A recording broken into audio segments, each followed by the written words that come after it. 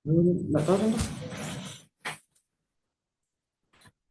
Ada lagi. Assalamualaikum warahmatullahi wabarakatuh.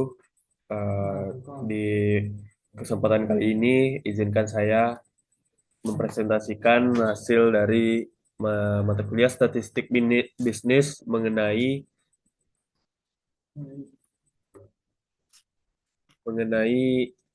sampel populasi dan juga teknik sampling. Apa sih itu populasi dan apa sih contohnya? Pengertian populasi adalah keseluruhan individu, objek, atau entitas yang memiliki karakteristik tertentu dan menjadi sasaran penelitian atau kajian di suatu wilayah dan waktu tertentu. Nah, contoh populasi itu apa sih? Yaitu semua mahasiswa Universitas Andalas tahun ajaran 2025, misalnya seluruh karyawan PT Semen Padang pada bagian produksi, semua rumah tangga yang ada di Kota Padang, atau seluruh siswa kelas 12 SMA Negeri 1 Padang. Nah, apa sih itu sampel? Pengertian sampel adalah bagian dari sebuah populasi yang dipilih untuk mewakili karakteristik populasi tersebut dalam penelitian. Nah, karakteristik sampel itu apa? Yaitu sifat atau karakteristik dari individu atau unit yang dipilih dari suatu populasi untuk dijadikan sebagai objek penelitian yang harus mewakili populasi secara akurat, presisi, dan representatif.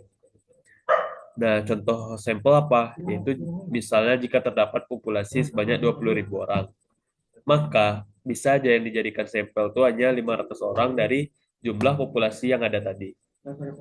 Mengapa sampel itu diperlukan? Ya, karena misalnya populasi terlalu besar, seringkali mustahil meneliti semua anggota populasi tersebut. Misalnya nih seluruh penduduk yang ada di Indonesia. Dan kedua lebih praktis dan mudah untuk mengumpulkan data jadi lebih cepat dilakukan. Teknik sampling.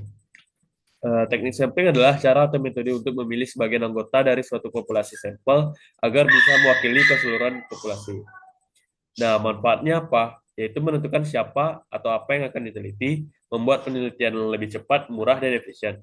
Nah, contoh dari sampling itu adalah jika populasi ada 10.000 mahasiswa di sebuah universitas.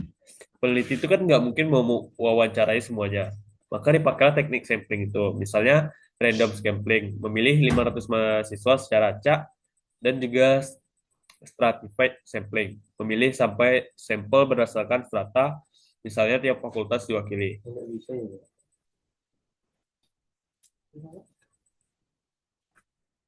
Nah, jenis-jenis teknik sampling, probability sampling, yaitu setiap anggota populasinya punya kesempatan yang sama untuk dipilih. Misal ada simple random sampling, yaitu sampel dipilih acak, misalnya undian, dan systematic sampling, memilih sampel dengan interval tertentu, misalnya setiap orang ke 10 dari daftar. Yang kedua ada non-probability sampling, yaitu tidak semua anggota punya peluang yang sama, biasanya lebih cepat dan praktis, yaitu convention sampling, ambil sampel dari yang paling mudah dijangkau. Jenis probability sampling, yaitu simple random sampling, semua anggota populasi punya peluang yang sama untuk dipilih. Contoh dari 1.000 mahasiswa dipilih 100 secara acak menggunakan undian atau komputer, yang sudah saya jelaskan tadi.